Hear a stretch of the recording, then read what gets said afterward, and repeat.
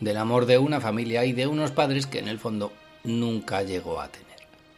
Y habrá que esperar 6 años para volver a ver a Antoine Doinel en la gran pantalla. Será en el año 1968, un año importante, muy importante para Francia, para el cine francés y para el propio François Truffaut. Es el año del Mayo francés, de las revueltas estudiantiles en las calles de París, el año del prohibido prohibido.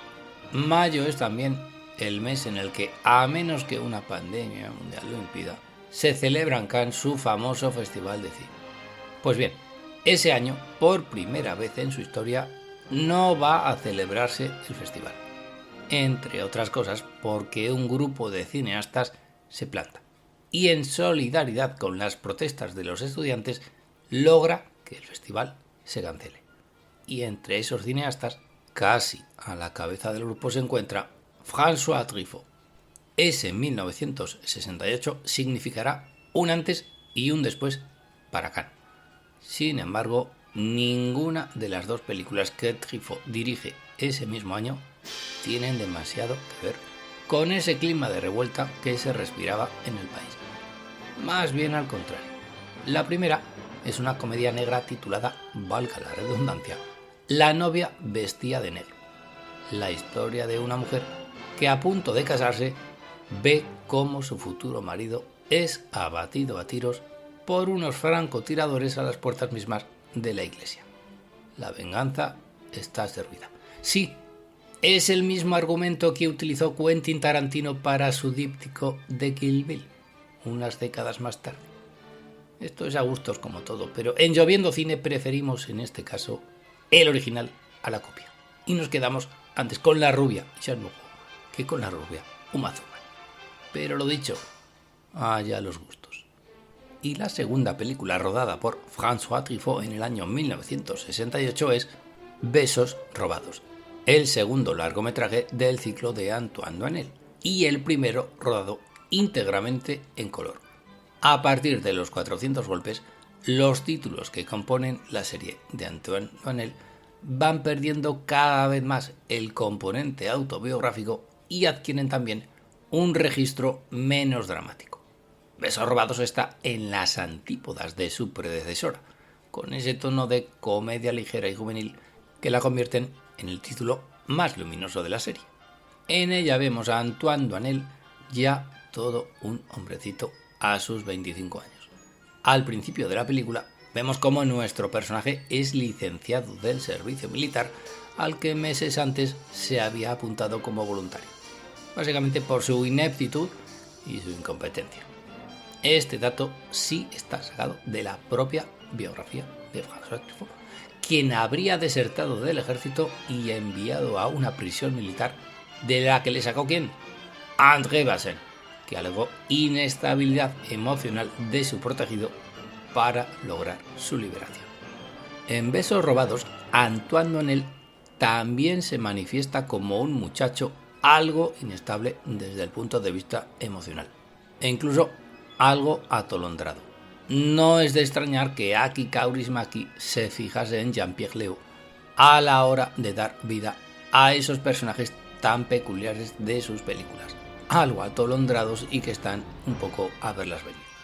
En Besos robados, Antoine Doinel va de oficio en oficio, sin encontrar su auténtica vocación ni tampoco su verdadero lugar en el mundo.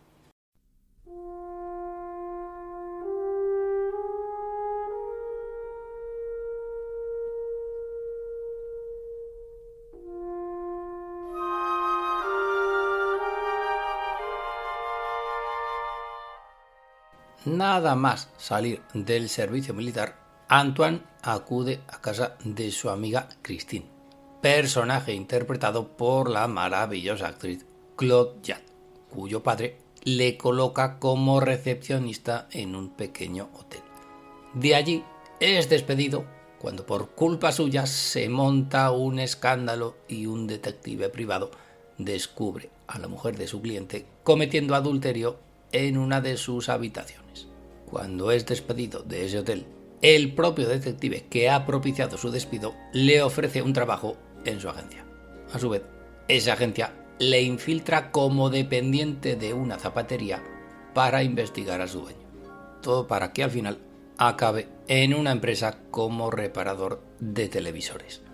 Como ya dijimos antes, Besos robados está rodada en 1968 y buena parte de la crítica reprochó a François Truffaut despachar en ese año tan convulso una comedia tan liviana y aparentemente intrascendente, sin ningún tipo de mensaje político. No obstante, en la película sí que aparecen un par de detalles que nos ayudan a contextualizarla en el año en el que se filma. En una de las primeras imágenes que aparecen en el film, durante los títulos de crédito vemos la fachada de la Cinemateca Francesa. La película está dedicada además al cofundador de la Cinémathèque, Henri Langlois, que en ese año 68 fue destituido temporalmente de su cargo al frente de la misma. Una de las causas que, por cierto, provocó el plantón de los directores de cine al Festival de Cannes y la posterior suspensión del festival a la que antes aludíamos. Además, en una de las escenas de Besos robados, Christine Clothiat, la amiga de Antoine, le dice a este que el día anterior ha ido a una manifestación, a lo que él le viene a contestar algo así como que no le interesa meterse en esas cosas. Y al contrario de lo que ocurría en Los 400 golpes, los avatares de Antoine Doinel son aquí narrados con ligereza y sin ningún tipo de dramatismo. Y de ello resulta, como dijimos, una pequeña joya. Una película luminosa que celebra la juventud, el amor y la vida, llena de personajes y de situaciones pintorescos. Lo hemos dicho antes, a Kaurismäki le encantará seguramente esta película. Situaciones como la de ese empresario interpretado por ese grandísimo actor que fue Michael Nosley, que acude a una agencia de detectives para que investiguen por qué nadie le quiere. O la de ese acosador con fondo y corazón de poeta enamorado. Y el amor siempre en el punto de mira de François Truffaut, ya sea amor entre las parejas, ya sea amor entre padres e hijos, ya sea amor entre simples personas. Simplemente François Truffaut es siempre amor. Y Besos robados, lo dicho, toda una delicia. Y 2 años después de Besos robados, en 1970, llega el tercero de los capítulos dedicados a la figura de Antoine Doinel. Su título, Domicilio conyugal, que se supone iba a ser también el episodio final de la serie. Así al menos se encargó de anunciarlo François Truffaut tras su estreno y durante los años que siguieron a este. La principal razón aducida por el director entonces era que no quería que Jean-Pierre Léaud se quedase encasillado en ese personaje. Por aquel entonces, Jean-Pierre Léaud estaba empezando a labrarse una carrera como actor al margen de François Truffaut, trabajando con directores europeos más que prestigiosos, Jean Godard, Pasolini, Stach. Truffaut no quería que el público siguiese identificando a Jean-Pierre Léaud con Antoine Doinel, algo que el tiempo ha acabado por demostrar que era imposible. Incluso después de esta película, Truffaut ofrecería al actor papeles en películas suyas en las que no aparecía Antoine Doinel por ninguna parte, e incluso le dedicaría toda una película entera, y no una película cualquiera. Una película tan importante y con tanto simbolismo como la obra maestra de François Truffaut, El pequeño salvaje, estrenada el mismo año que Domicilio conyugal. ¿Quién modela a ese pequeño salvaje en la película? François Truffaut. ¿Quién modeló, en definitiva, al personaje de Antoine Doinel? ¿Quién modeló al actor Jean-Pierre Léaud? François Truffaut. Es decir, la relación entre director y actor seguía siendo la misma de siempre, pero había que pasar a otra etapa. Había que cerrar el ciclo Doinel. Y la encargada sería esta Domicilio conyugal. Y en Domicilio conyugal vamos a encontrarnos con un Antoine Doinel casado y a punto de convertirse en padre de familia. Su esposa Christine, a la que ya habíamos visto en Besos robados, es decir, la actriz Clothiat, se dedica a dar clases particulares de música, mientras que él trabaja en una floristería. Se han mudado a un barrio obrero en el que, de nuevo, no faltan vecinos de lo más pintoresco. Cuando su negocio con las flores fracasa, Antoine encuentra un nuevo empleo en una empresa de capital norteamericano haciendo funcionar pequeñas maquetas de barcos en un estanque de la propiedad. Obsérvese el tipo de trabajos que el señor François Truffaut encomienda al personaje, a veces inmaduro, otras tantas inadaptado, de Antoine Doinel. Y allí conocerá a una joven japonesa con la que inicia un romance condenado también de antemano al fracaso. Por eso que Sofía Coppola llamaría el Lost in Translation. Un empleo absurdo y un romance igualmente absurdo. Solo al final, en un breve epílogo, vemos cómo parece que renace la vida en el domicilio conyugal de Christine y de Antoine. Truffaut narra también con un tono ligero las vicisitudes en la convivencia de un joven matrimonio de clase media. Antoine sigue siendo ese chico inmaduro e idealista de siempre que se debate entre la inercia de un matrimonio aburrido y sus nuevas responsabilidades como padre. Esta vez el director consigue una comedia no tan desenfadada como Besos robados, tal vez porque quiere imprimir un tono más melancólico con el que despedir como se merece a su personaje. El ritmo, eso sí, es bastante frenético. Cuentan que antes de empezar a rodar, Truffaut invitó a los actores a un pase del clásico norteamericano La pícara puritana de Leo Macarey del año 37.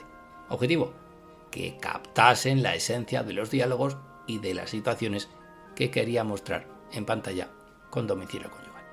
Además, Domicilio conyugal es la primera película en la que colabora con François Truffaut el español Néstor Almendros, el gran director de fotografía ganador de un Oscar. Salvo en La noche americana del año 73, François Truffaut ya no volvería a trabajar con otro director de fotografía a partir de entonces. Y también hay que destacar la participación en esta película de otro de los habituales de la filmografía de Truffaut, el compositor Antoine Duhamel, que tal y como ya había hecho en Besos robados, se encarga de su banda sonora. Hay que ver, por cierto, lo parecido que suenan Antoine Duhamel y Antoine Doinel. No confundir, por favor.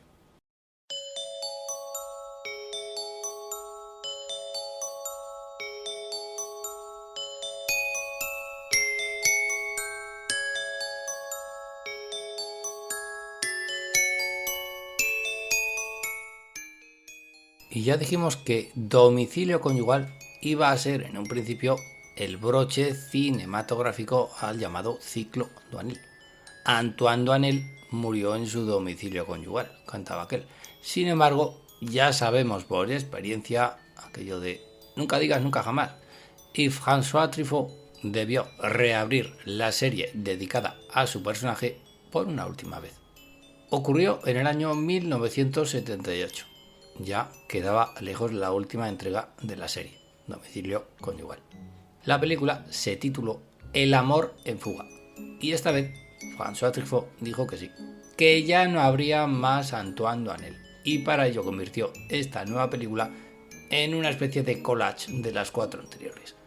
Sí, buena parte de El amor en fuga se compone de fragmentos de Los 400 golpes, Antoine et Colette, Besos robados y Domicilio conyugal. Un recurso para dejar claro que sí, que esta vez ya nunca más volveríamos a ver una película con Antoine Doinel de protagonista.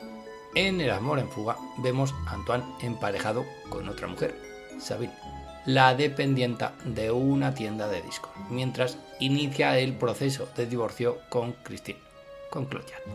Antoine ha publicado una novela autobiográfica y trabaja en una imprenta. La película se estructura en una serie de encuentros fortuitos del protagonista con personajes de su vida con los que revive momentos de su pasado. Así, por ejemplo, Doinel vuelve a coincidir en un tren con Colette, la chica a la que conocimos en el cortometraje Antoine et Colette, que 16 años después vuelve a estar interpretada por la misma actriz, Marie-France Pissier. Colette está leyendo el libro de Doinel y se siente identificada con algunos pasajes. Durante su conversación se revisan algunas escenas del cortometraje de 1962. Grande en la habilidad del Truffaut guionista.